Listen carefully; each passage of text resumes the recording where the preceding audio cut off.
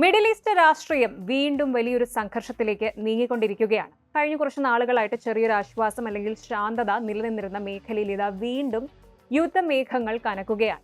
അമേരിക്കയുടെ പുതിയ സാമ്പത്തിക സമ്മർദ്ദങ്ങൾക്ക് പിന്നാലെ ഇറാനുമായിട്ട് ഏർപ്പെട്ടിരുന്ന എല്ലാത്തരം വ്യാപാര സാമ്പത്തിക ഇടപാടുകളും യുണൈറ്റഡ് അറബ് എമിറേറ്റ്സ് UAE അടിയന്തരമായിട്ട് നിർത്തിവച്ചിരിക്കുകയാണ്.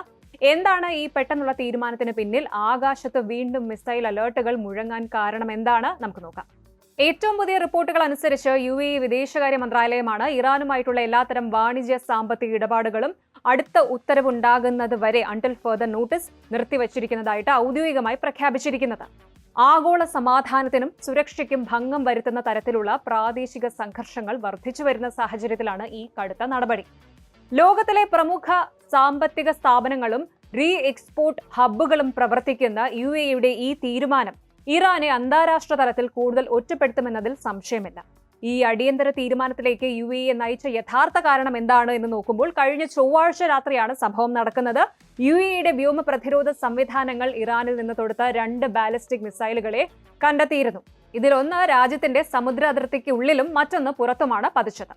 സുരക്ഷാ മുൻകരുതലിന്റെ ഭാഗമായിട്ട് UAE നിവാസികൾക്ക് മൊബൈൽ ഫോണുകൾ വഴി സുരക്ഷിത സ്ഥാനങ്ങളിലേക്ക് മാറാൻ ഔദ്യോഗിക മുന്നറിയിപ്പുകളും നൽകുകയുണ്ടായി. സമുദ്രത്തിലെ കപ്പൽ ഗതാഗതത്തെയും മാരിടൈം ട്രാഫിക്കിനെയും ലക്ഷ്യമിട്ടാണ് ഈ മിസൈലുകൾ എത്തിയതെന്ന് UAE പ്രതിരോധ മന്ത്രാലയം വ്യക്തമാക്കിയിട്ടുണ്ട്. എന്നാൽ ഈ ആരോപണങ്ങൾ ഇറാൻ പൂർണ്ണമായും നിഷേധിച്ചിരിക്കുകയാണ്. ഇവിടെ നമ്മൾ ശ്രദ്ധിക്കേണ്ട മറ്റൊരു പ്രധാന വശമുണ്ട്. US പ്രസിഡന്റ് ഡൊണാൾഡ് ട്രംപിന്റെ ഭരണകൂടം ഇറാനെതിരെ പ്രഖ്യാപിച്ച അതിശക്തമായ സാമ്പത്തിക ഉപരോധങ്ങളാണ്. UAE പ്രസിഡന്റും US നേതൃത്വവും തമ്മിൽ നടത്തിയ ചർച്ചകൾക്ക് തൊട്ടു പിന്നാലെയാണ് ഈ വ്യാപാര വിലക്ക് പ്രഖ്യാപിക്കപ്പെട്ടിരിക്കുന്നത് എന്നത് ഈ നീക്കത്തിന് പിന്നിലെ ആഗോള രാഷ്ട്രീയ പ്രാധാന്യം വ്യക്തമാക്കുന്നു. സമുദ്രമാർഗമുള്ള വ്യാപാരങ്ങളും എണ്ണ ടാങ്കേഴ്സിന് നേരെ നടക്കുന്ന ആക്രമണങ്ങളും ഗൾഫ് മേഖലയെ വീണ്ടും യുദ്ധച്ചൂടിലേക്ക് തള്ളിയിട്ടിരിക്കുകയാണ്. ഈ സംഘർഷം മിഡിൽ ഈസ്റ്റിലെ സമാധാന ശ്രമങ്ങളെ സാരമായി ബാധിച്ചിരിക്കുന്നു. ഇറാനുമായി ചരിത്രപരമായും സാമ്പത്തികപരമായും വലിയ ബന്ധം പുലർത്തിയിരുന്ന രാജ്യമാണ് UAE എന്ന് പറയുന്നത്.